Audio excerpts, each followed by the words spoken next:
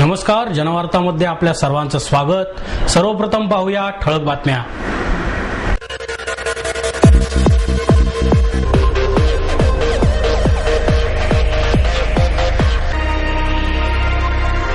Sinhagad Springdale पालक संघटनेच्या वतीने आमदार नीलम गोरे यांच्या नेतृत्वाखाली विश्वास गार्डन ते स्प्रिंगडेल पर्यंत मोर्चा। 10वीचा निकाल जाहीर, राज्यभरात पुण्याने मारली बाजी। भावी अधिकाऱ्यांनो देशाचं भलं करा, राज्याचे माजी पोलीस महासंचालक अरविंद इनामदार यांचं यशस्वी विद्यार्थ्यांना आवाहन। सामाजिक जाणीवा प्रगल्भ करणाऱ्या दीपस्तंभ या पुस्तकाचे प्रकाशन ज्येष्ठ कीर्तनकार चारुदत्त आफळे यांच्या हस्ते संपन्न। महाराष्ट्र नवनिर्माण विद्यार्थी सेनेच्या वतीने तालीम 2011 या कार्यक्रमाचे आयोजन आणि लोकशाही व्यवस्थेत सत्याग्रहाचे स्थान या विषयावर कास प्रबोधन मंडळाच्या वतीने व्याख्यानाचे आयोजन। सिंहगड स्प्रिंगडेल पालक संघटनेच्या वतीने आमदार नीलम गोरे यांच्या नेतृत्वाखाली विश्वास गार्डन ते स्प्रिंगडेल पर्यंत मोर्चा काढण्यात आला।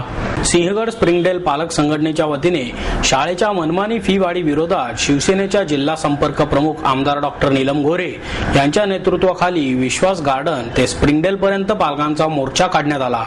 सिंहगड स्प्रिंगडेल स्कूलने यंदाच्या शैक्षणिक वर्षापासून फी वाढ केली, मात्र या फी वाढी मागे कोणतेही कारण नव्हते। या विरोधात पालक संघटनेच्या वतीने हा मोर्चा काढण्यात आला। यावेळी शाळा व्यवस्थापनाला पालक संघटनेच्या वतीने निवेदनही देण्यात आले। व्यवस्थापनाने योग्य प्रतिसाद न दिल्याने हा मोर्चा काढण्यात आला। शाळांच्या फी वाढीचा मुद्दा इतका गाजत असताना सिंहगड स्प्रिंगडेल पालक संघटना गेली 6 महिने फी वाढ विरोधात लढत आहे। हा मोर्चा विश्वास गार्डन ते स्प्रिंगडेल पर्यंत काढण्यात आला। यावेळी आमदार डॉक्टर नीलम गोरे यांच्यासह शिवसेनेचे अनेक कार्यकर्ते उपस्थित होते, तसेच स्प्रिंगडेल पालक संघटनेचे सभासद आणि अनेक पालक मोठ्या संख्येने उपस्थित होते। तिप्पट चौपट अशा पद्धतीची फी वाढ गेल्या काही वर्षांमध्ये केलेली आहे आणि मुलांना ज्या सुविधा द्यायला पाहिजे त्या दिल्या जात नाहीयेत। तसंच शालेय साहित्य अमुकच दुकानातून घेतलं पाहिजे ही सक्ती केली जाते आणि त्यासोबत शाळेच्या व्यवस्थापनाने अतिशय आडमुठी भूमिका घेतलेली आहे की पालकांशी कुठलंच बोलणार नाही, चर्चा करणार नाही। खरं तर राज्य सरकारने अशा शाळांना चांगल्या पद्धतीने कडक कारवाई करून त्यांच्या मनमानी वर्तनावरती लगाम लावायला हवा होता, परंतु पालक आता सगळे चिंताग्रस्त आहेत। आमच्या भगिनी आणि बांधव अनेक दिवसापासून लढतायत, आपल्याला कल्पना आहे, परंतु या धनदांडग्या शाळा व्यवस्थापनांच्या पाठीमागे सरकारने स्वतःची ताकद त्यांच्या पाठी उभी केली आहे का काय अशी काही वेळेला शंका वाटते। परंतु शालेय शिक्षण मंत्री राजेंद्र दर्डा आणि बाकी अन्य मंत्री महोदय कॅबिनेट यांच्याकडे आमची हीच मागणी आहे की जास्तीची झालेली फी वाढ पूर्वीची रद्द करून या पालकांना दिलासा मिळाला पाहिजे आणि यावेळेला जी त्यांनी बंधन आणलेलं आहे की पालकांनी अमुक एक एवढी फी वाढीची पैसे भरले नाहीत तर मुलांना येता येणार नाही, तर ती फी वाढ पण खूप जास्तीची फी वाढ आहे आणि म्हणून कुठेतरी एक मध्यम मार्ग व्यवस्थापनाने स्वीकारावा अशी आमची अपेक्षा आहे। हा स्प्रिंगडेल पालक संघाच्याच बरोबर ज्या मराठी अनुदानित शाळा आहेत, त्याचबरोबर जिल्हा परिषद आणि महानगरपालिकांच्या शाळा आहेत, अन्य इंग्लिश शाळा आहेत, या सर्व शाळांतल्या पालकांना एकत्र करून आम्ही विधिमंडळामध्ये या प्रश्नांचा पाठपुरावा करणार आहे। याचं कारण असं की पालक म्हणून आज शाळेच्या बसेसबद्दलचा पण प्रश्न मोठा आहे। काही वेळेला अपघात होत आहेत शाळेच्या बसेसचे, परंतु रिक्षामुळे पालकांची सोय होते आणि म्हणून या सगळ्यासाठी सुरक्षितता आणि आनंदी शाळेचे आणि कॉलेजचे परिसर ही एक आम्ही मोहीम हाती घेतलेली आहे आणि मोर्चानी आता आम्ही सगळे स्प्रिंगडेलचे पालक, भारतीय विद्यार्थी सेना, युवा, शिवसेना हे सगळे आम्ही नागरिक आता स्प्रिंगडेलच्या व्यवस्थापनाकडे निघालेलो आहोत। 10वीचा निकाल जाहीर झाला, राज्यभरात पुण्याने बाजी मारली आहे। यंदाचा 10वीचा निकाल जाहीर झाला असून राज्याचा निकाल 71.4% इतका लागला आहे, तर राज्यभरात पुणे शहर हे अव्वल स्थानावर आहे। पुण्याचा निकाल 80.39% इतका लागला आहे आणि यावर्षीही मुलींनीच बाजी मारली आहे। यावर्षी 74.6% मुली तर 68.58% मुलं उत्तीर्ण झाली आहेत. मागील वर्षाच्या तुलनेत या वर्षीचा निकाल 7.68% घसरला असून मागील वर्षी 78.72% निकाल लागला होता. यावर्षी एकूण 16,32,748 विद्यार्थी परीक्षेला बसले होते. त्यातील 11,59,907 विद्यार्थी उत्तीर्ण झाले आहेत. अमरावतीचा निकाल यावर्षी सर्वात कमी म्हणजे 43.32% लागला आहे. तर नागपूर 69.68, औरंगाबाद 54.99, मुंबई 80.3, कोल्हापूर 79.76, नाशिक 79.30 तर लातूर 56.93% इतका निकाल लागला आहे. परीक्षेच्या वेळी होणाऱ्या गैरप्रकारात मागील वर्षाच्या तुलनेत वाढ झाली आहे. मागील वर्षी हे प्रमाण 0.17% इतके होते तर यावर्षी हे प्रमाण 0.20% इतके आहे. पुण्यातील एकूण 473 शाळांचा निकाल 100% लागला आहे. यावर्षी ही बेस्ट 5 या पद्धतीनेच निकाल लागल्याची माहिती महाराष्ट्र राज्य माध्यमिक आणि उच्च माध्यमिक शिक्षण मंडळाच्या अध्यक्षा उज्ज्वलादेवी पाटील यांनी पत्रकार परिषदेत दिली. भावी अधिकाऱ्यांनो, देशाचं भलं करा असं आवाहन माजी पोलीस महासंचालक अरविंद इनामदार यांनी यशस्वी विद्यार्थ्यांना केले. एकेकाळी बोटावर मोजण्या इतकी माणसे भ्रष्ट होती, पण आज 80% अधिकारी भ्रष्ट आहेत. कुठे गेली ती राज्यघटनेची शपथ असा सवाल करून राज्याचे माजी पोलीस महासंचालक अरविंद इनामदार यांनी MPSC आणि UPSC स्पर्धा परीक्षा उत्तीर्ण विद्यार्थ्यांना 100 नंबरी सोने बनून देशाचे भले करण्यासाठी चंग बांधण्याचे आवाहन केले. चाणक्य मंडळ परिवाराच्या वतीने गुणवंताचा गौरव अरविंद इनामदार यांच्या हस्ते करण्यात आला. यावेळी शीतल देसाई, क्रांती खोब्रागडे, दीपिका तांगडकर, स्वप्नील बावकर, प्रशांत पाटील, महेश पाटील, राहुल रेखावार, निलेश क्षीरसागर, डॉक्टर निलेश देवरे, आदित्य प्रभुदेसाई आदींचा गौरव करण्यात आला. चाणक्य मंडळचे अध्यक्ष अविनाश धर्माधिकारी या प्रसंगी उपस्थित होते. पूर्वी भ्रष्टाचार करणाऱ्यांना लोक नावं ठेवत असत, कुत्सित नजरेने त्यांच्याकडे पाहत असत, पण आता देशाची परिस्थिती बिकट आहे असेही इनामदार यांनी यावेळी सांगितले. यावेळी त्यांनी दर्शनाला आलात, या छान गाभारा आहे, चांदीचे मखर, सोन्याच्या समया आहेत, पण सध्या देवालयात देवच नाही ही कविताही इनामदार यांनी सादर केली. रयतेच्या पैशाला हात लावू नका, सर्वसामान्यांच्या समस्या सोडवा, प्रशासनाची खडतरवाट सोपी नाही, स्वच्छ आणि पारदर्शक कारभार करा असा सल्लाही यावेळी इनामदार यांनी दिला. यावेळी धर्माधिकारी म्हणाले, प्रशासनात काम करताना स्वच्छ आणि कार्यक्षम हे 2 शब्द पाळा, त्याप्रमाणे आचरण ठेवून सामान्यांचे सेवक म्हणून काम करा असेही त्यांनी यावेळी सांगितले.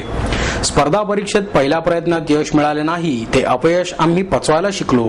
सहनशीलता, जिद्द, आत्मविश्वास आणि सकारात्मक दृष्टिकोन ठेवल्यामुळेच यश मिळाले अशा शब्दात यशस्वी विद्यार्थ्यांनी आपले मनोगत व्यक्त केले. सामाजिक जाणीवा प्रगल्भ करणाऱ्या दीपस्तंभ या पुस्तकाचे प्रकाशन ज्येष्ठ कीर्तनकार चाळूदत्त आफळे यांच्या हस्ते करण्यात आले. आनंदात जगण्यासाठी शरीर धडधाकट असलेच पाहिजे असे नाही, जीवनाच्या आनंदासाठी मनाचे प्रवाही पण महत्वाचे असते असे मत ज्येष्ठ मनोविकार तज्ज्ञ डॉक्टर उल्हास लुकतुके यांनी व्यक्त केले. जिगीषा आणि आपण सारे या स्वयंसेवी संस्थांच्या वतीने डॉक्टर लुकतुके यांच्या हस्ते संचित या सामाजिक कार्यकर्ता विशेषांकाचे प्रकाशन करण्यात आले. याच कार्यक्रमात ज्येष्ठ कीर्तनकार चारुदत्त आफळे यांच्या हस्ते दीपस्तंभ या पुस्तकाचेही प्रकाशन झाले. डॉक्टर लुकतुके पुढे म्हणाले, लोलकातून पांढरा प्रकाश परावर्तित झाल्यावर सप्तरंग दिसतात. आपलं शरीर देखील या लोलकासारखंच आहे. अपंगत्व म्हणजे या शरीर रूपी लोलकाला पडलेला छोटासा डाग आहे. उरलेल्या चांगल्या लोलकातून रंगाच्या छटा दिसतच राहतात. या रंगाचा आनंद घ्यायची जेव्हा वृत्ती विकसित होते तेव्हाच अपंगत्वही मागे पडते. आफळे यांनी सांगितले, सुख हे क्षणभंगूर असतं, पण आनंद मात्र चिरकाल टिकणारा असतो. दुसऱ्याला आनंद देणारे मैत्र कोणते हे जाणून घ्यायला भागवत कथा घडायला नकोत. समाजासाठी झटणाऱ्या प्रत्येक कार्यकर्त्यात हे मैत्र सापडतात असेही त्यांनी यावेळी सांगितले. दीपस्तंभ या पुस्तकात शारीरिक आणि मानसिक समस्या असणाऱ्यांना त्याचबरोबर इच्छुक देणगीदारांना मार्ग दाखवणाऱ्या संस्थांची ओळख करून दिली आहे. तर संचित या विशेषांकात सामाजिक कार्य करण्याची उर्मी असणाऱ्यांना मार्गदर्शन केले आहे. यावेळी 9 सामाजिक कार्यकर्त्यांचा सत्कार करण्यात आला. कार्यक्रमाचे सूत्रसंचालन बिपिन सांगळे यांनी केले.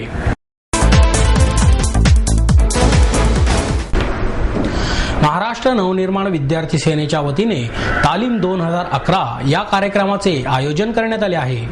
आंतरमहाविद्यालयीन स्पर्धांमध्ये विविध नाट्य आणि एकांकिका सादर करणाऱ्या विद्यार्थ्यांची संख्या दिवसेंदिवस वाढत आहे.